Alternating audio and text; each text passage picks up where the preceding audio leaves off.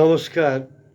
গতকাল আমি পাঠ করেছিলাম কঙ্গো প্রজাতন্ত্রের কবিতা এবং কবি ভবেশ বসুর কবিতা।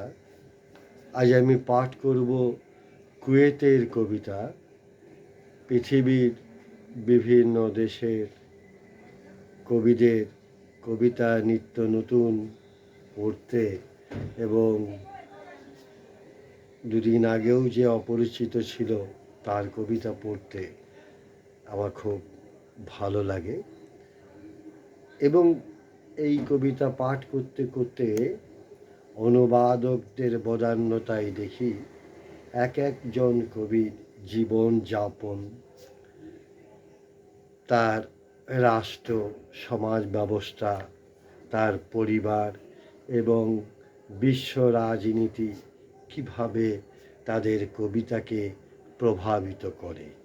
এ কারণেই বলছি আমি কুয়েতের কবি মোনা করিমের কবিতা পড়ব।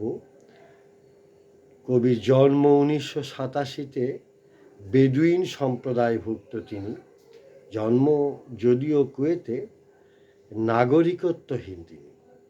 একজন নাগরিকত্বহীন কবি কবিতা লিখলে কেমন লিখবেন? কৌতূহল স্বাভাবিক। অনুবাদক অনেকটাই মিটিয়ে দিয়েছেন, আমিও সামান্য এডিট করেছি। কবি, অনুবাদক এবং গবেষক তিনি। অধ্যাপনা করেছেন ওয়াশিংটন ইউনিভার্সিটির সেন্ট লুসিয়াসের মিডল ইস্ট স্টাডিজে। রাষ্ট্রহীনতার অভিজ্ঞতা, নির্বাসন, নারীর জীবন, শহর এবং পরিচয়ের সংকট তার লেখালেখিকে, তার কবিতাকে সম্পূর্ণ আলাদা করে তুলেছে।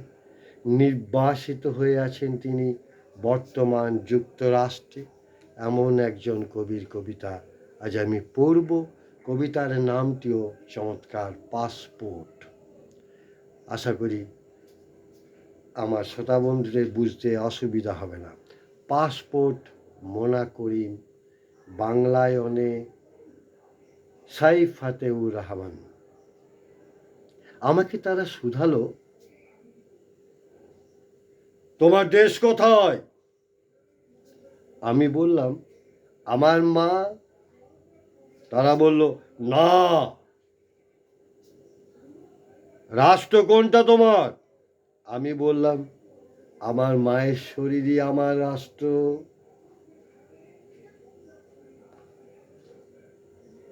আমার হাতে ছাপ মেরে দিল তারা, বিতাড়িত। আমি শুধালাম, পাঠাবে কোথায়? তারা বলল, মায়ের কাছে তোমার।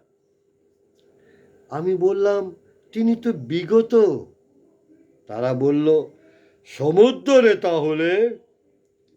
আমি বললাম, সাঁতার তো জানি না আমি। তাদের উত্তর, শিখে নাও তাহলে। এ কারণেই আমি চলেছি শিখে।